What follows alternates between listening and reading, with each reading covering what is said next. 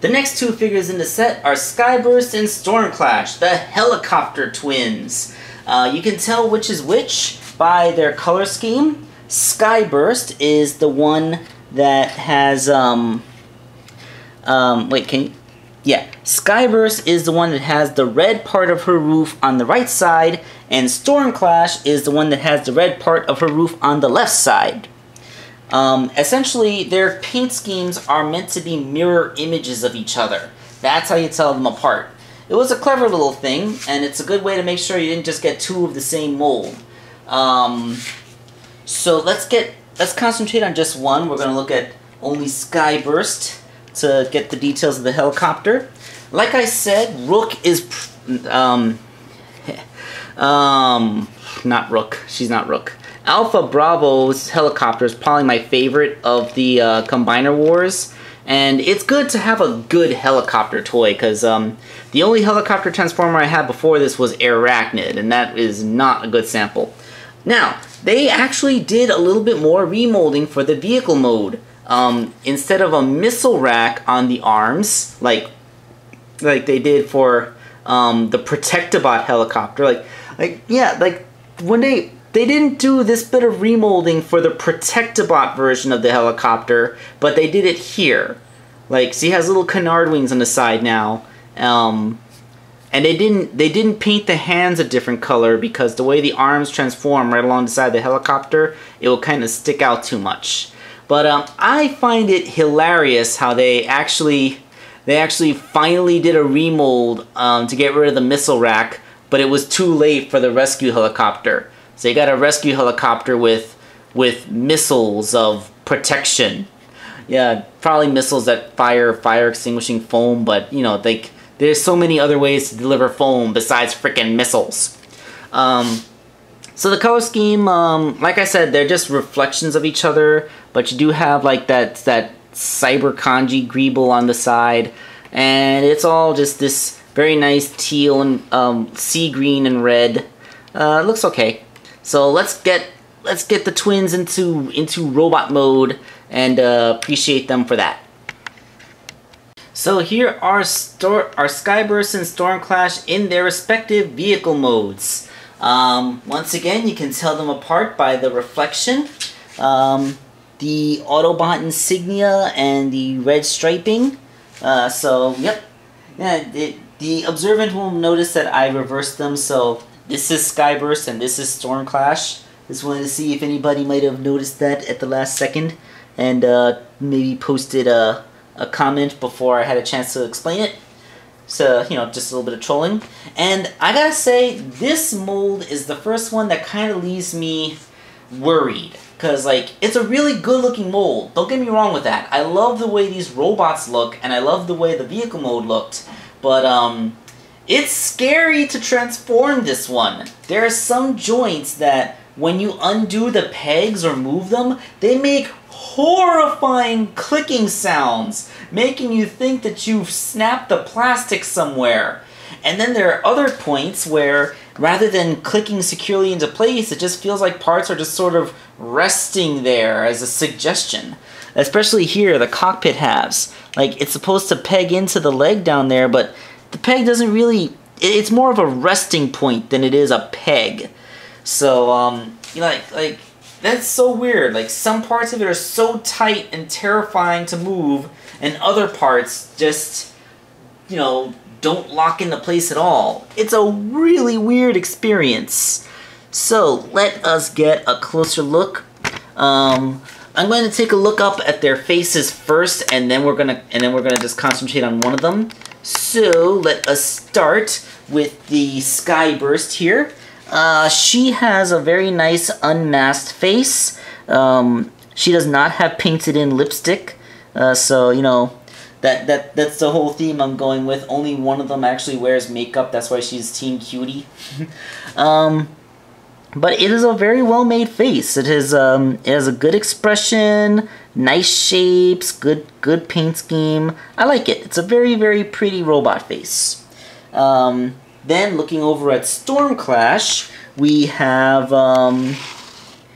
we have something that looks a lot more like Alpha Bravo, who got Rule 63, because she has those aviator goggles in place. So it's a very similar design. Like, you get the idea that these girls have identical faces because they are twins, but then she put on a pair of aviator goggles to make herself look different. I like it. It's a really good look. It's a nice way to immediately tell them apart, and it doesn't feel like we just got, you know, the same robot twice. Oh, by the way, the instructions tell you to, like, flip this to the side. That is so stupid. I can't even understand it. Like, that's fine. That looks fine, folks. If you're gonna have a piece of helicopter kibble, at least don't have it look like a Gumby head stuck to her back, you know? Okay, so breaking down the articulation, the helicopter's rotors don't really have a place to go. Like they kind of flop around. So what I like to do is I like to fold up the armature and keep the rotors tucked in between the tail fins. That keeps them from moving. So that's all well and good. Other than that, you have really good ball jointed shoulders. Heavily ratcheted elbow joints that have a full 90 and a bicep swivel. Really heavy ratchets here. I find that I keep on almost like moving the wrong part when I'm trying to do her shoulders. Nicely expressive ball jointed head. On this one, there's nothing covering up the combiner peg, so you can actually kind of use it as an extra joint to give her a little bit more looking down. Although I wouldn't go farther than one click, because beyond that, you really start to expose the hole in her stomach. Although from certain angles, you probably wouldn't notice it from like if you want to do, I'm flying like Superman. She has a waist joint, although like there's a little clip here, and I find that clip sometimes like makes her not want to move her waist. But well, look at that. See what I'm talking about? Like, some joints are so tight that holy crap! Alright, I just want to impress upon you guys that she does not have loose hip joints. It's just that her waist ratchet is so tight that before it moved past that click, both of the legs would have rather come out first.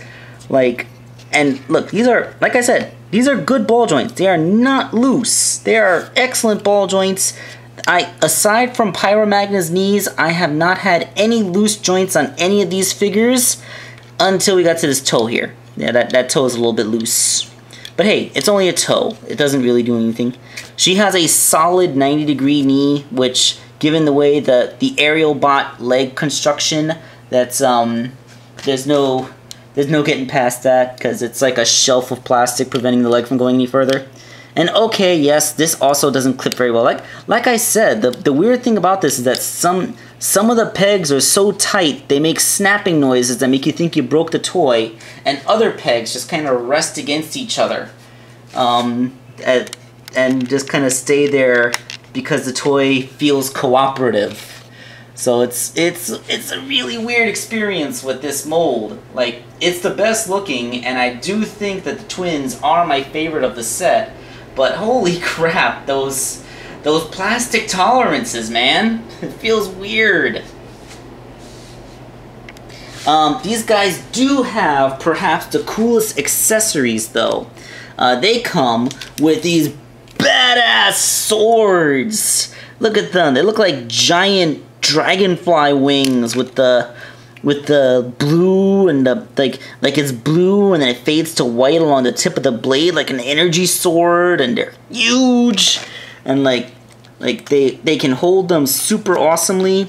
Actually, let's put that one in there so that the peg's facing inward, and that one in there, and yeah, they look good with their swords. That is freaking sweet. That's awesome. So yeah, best standalone accessories, best look. Yeah, like, despite some weird wonky plastic tolerances in places, I really think that these two are my favorite of the set. So yeah, like I said, if any of them, I would have liked to see a jet It's like we could have two different flying vehicles, but if there was any mold that was going to end up getting used twice, I am glad that it was Alpha Bravos. So let's move on to the last little member of the team.